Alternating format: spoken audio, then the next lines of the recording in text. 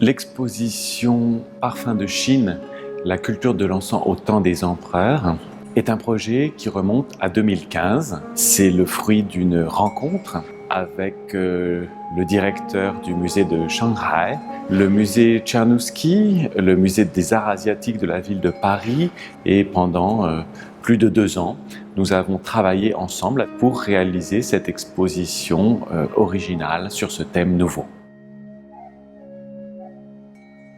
Et cela nous a amené à sélectionner des objets, aussi bien des objets en bronze, en céramique, des peintures, des calligraphies, des pièces émaillées, des pièces en lac, donc quelque chose déjà d'extrêmement complet, d'extrêmement riche. En même temps que des objets, on peut voir des peintures où on voit des personnages très différents, des lettrés, des moines, des dames dans le gynécée, qui sont en train de faire brûler du parfum, de profiter ou d'utiliser des parfums.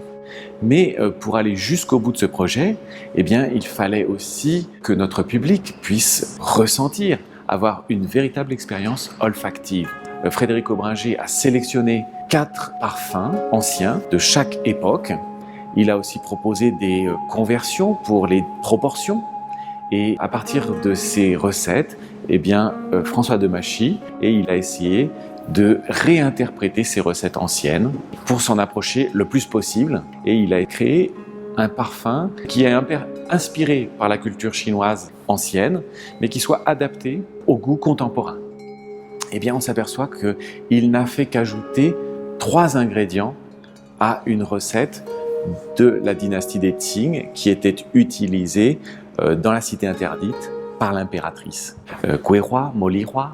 En ajoutant ces quelques notes, d'un seul coup, on a l'impression d'un parfum beaucoup plus contemporain, très proche de notre sensibilité. Pour faire cette exposition, j'ai aussi utilisé certaines de mes expériences en Chine. Donc, en tant que spécialiste de la peinture, j'avais déjà remarqué le rôle énorme de la culture de l'encens à l'intérieur de cette culture plus vaste qui est la culture de la Chine ancienne. L'observation au fur et à mesure des années et des voyages m'ont permis de noter cette renaissance de la culture de l'encens, très notable depuis 5 ou 6 ans en Chine. Et cela m'a donné envie de faire une grande exposition pour justement raconter la totalité de cette histoire depuis l'époque des Han jusqu'à la fin de la dynastie des Qing.